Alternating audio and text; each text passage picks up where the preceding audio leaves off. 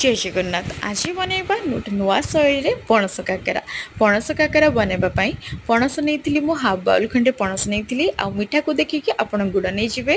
अल्प टिके पानी देकी ताको गोटे ब्लेंडिंग जार रे ब्लेंड करदबा। तो देखंतु ब्लेंड हो जाइए। आ गोटे कड़े रे अल्प टिके पानी नहीं जिबा। पानी टिके गरम होला परे जहाँ भी ब्लेंड करथिले ताको दे दबा। ताको टिके भलो से मिक्स करबा।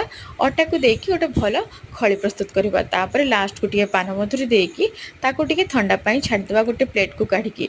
तापर गोटे गोटे बॉल शेप रो करदबा। आउ अटा जो बेलना पटा ता थेरे आमे देदबा टिके तेल लगेकी हाथ रे एमती पकेकी भलो से प्रेस करके रखिदबा।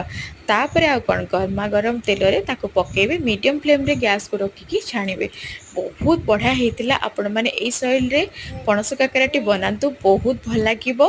ट्राई करंतु, केमती लागुची कमेंट्स देबे। आ जदि मो चैनल नुआ जदि ताले सब्सक्राइब करिनियंतु। जय जगन्नाथ।